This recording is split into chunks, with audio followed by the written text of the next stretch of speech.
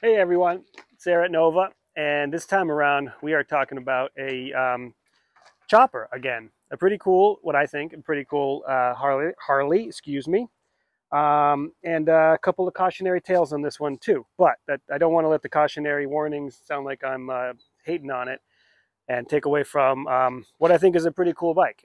You don't back in the day you would see this more often. You don't see it as much anymore, but this is a Sportster. This is a 1979 XL Ironhead 1000cc. It's pretty much the worst of Harley. Smack dab at towards the end of the AMF era. The quality control was just really terrible. The assembly, the manufacturing, the parts, they were just really in tough times. So not a lot of love for these bikes. But that being said, just sort of like the British bikes of the end of the British era, they can be rebuilt and fixed and made to you can machine the AMF out of them, so to speak. Uh, this one probably has not had that done yet, but surprisingly, it does run pretty well. Um, it being a Sportster, what I like about it is it really has that bare bones feel. It has this nothing extra. This is not a heavy, uh, you know, dare I say, gaudy, huge twin with all sorts of flared fenders and extra chrome and all sorts of extra metal added onto it, which is what I think sadly the custom bike world leans towards sometimes. This is a very elemental chopper where you just start taking stuff off and you make it as bare bones as possible. And I like it. I think it's cool. It's got a nice light feel to it. It's got nice lines. It's classic. So other than the basically bone stock Ironhead motor, it's got these drag pipes on it. It has a hardtail kit that's been welded onto the frame. You know what? Actually, no. This is a whole aftermarket frame that you can buy and put your motor into. Um, and it's got a custom oil tank. It's got some bits. All these parts are kind of off the shelf parts, so it's not fully handmade. But there's nothing wrong with that. That's fine. There's a really good aftermarket out there. People who are designing and building these parts themselves, throw them a few bucks if you don't want to learn how to teach yourself how to bang metal and weld aluminum and all the other stuff, and you get some good right off the shelf parts, which is pretty cool. Another thing I like about this bike is, strangely and weirdly, you get a lot of when you get into the chopper world, and it stems for cultural reasons that make sense back in the day, but it still persists. So you get a lot of German crosses and quasi almost Nazi-ish looking stuff, which it gets a little old, especially when you really think about what the meaning of all that is. So this guy instead, he's got Bob Dylan quotes written on the side of his fender, and Draft Dodger. Don't know the story of that one. That's sure to upset a lot of people in some ways, but it does reminisce of a time where the chopper was big, and that would be the 60s, early 70s. The issues of the draft, issues being people like Bob Dylan, and the cultural movement of the time. This fits right into it, so I think it's all kind of cool, and blessedly not a German iron cross to be found anywhere. Yeah, there's not a whole lot to say about more to say about how it's built. Pretty classic stuff here. Peanut gas tank, little mini seat with the studs in it. You got your bell here for the. Wait, no, that's not the bell. It's a different bell. There's a bell somewhere on the bike that. Oh, here we go. Keep the road demons away. Also, pretty much classic chopper stuff, and yeah, it's kind of nothing about this bike is particularly unique, but it just works. Got a good package.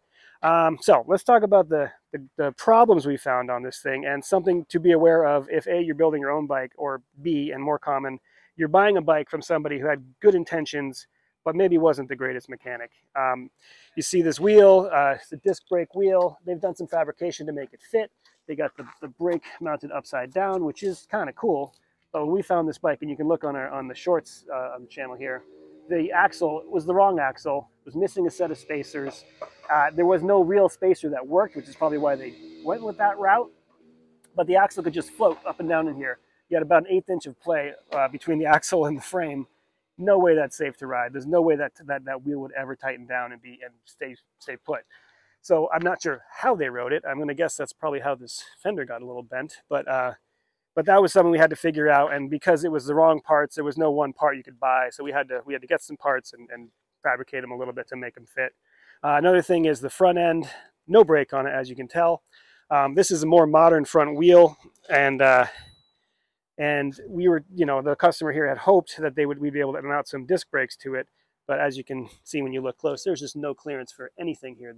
The hub itself is almost touching the bottom of the fork. A brake disc, there's no room for a caliper in there. So to get this to be right, you'd have to do a whole new front end that is actually made for it. The triple trees here are too tight. So you'd have to get different trees, and that involves different cups and ball bearings up in the stem. And that's something he wants to do, but he's not sure. He may end up wanting to put even longer forks on this at some point. So our plan here is to get it running and riding moderately safely, leave it brakeless for now, I say moderately safely, and make that decision later what to do up there. Other than that, the electrical system, very bare bones. You got one light, no high beam, just on off, and the brake light, tail light situation looks cool. I love how it's high up here, but the concept was good. The application, the execution, excuse me, not so much.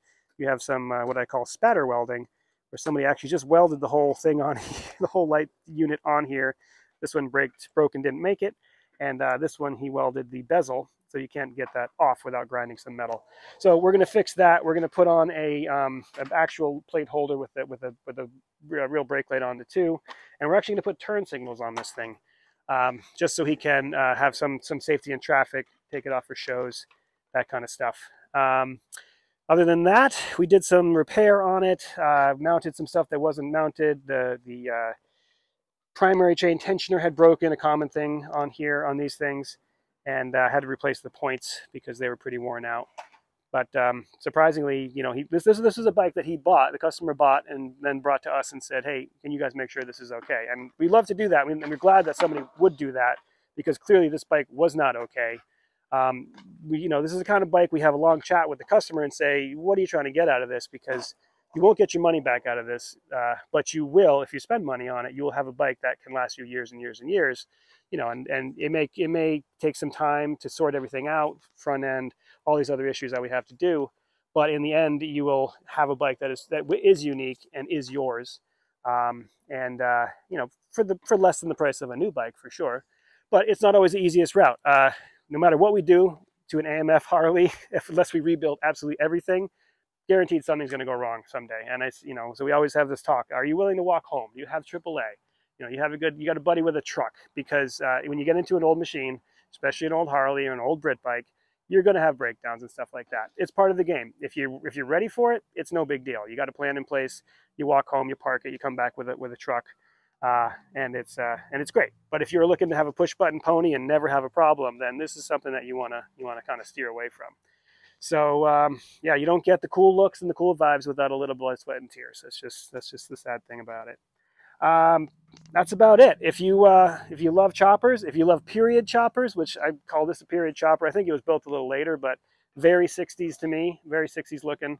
Although the Bob Dylan quote, I think, is from Blood on the Tracks. So I think that was 71 maybe. Anyway, early 70s, late 60s, definitely a time of peace and love and war. And this is where choppers came from. So if you have any experience with these, if you have a love for it, chime in, let us know what you got. Let us know what you think about this thing. If you love it, if you hate it, love to hear that stuff. And yeah, as usual, thanks for watching. And we'll see you next time.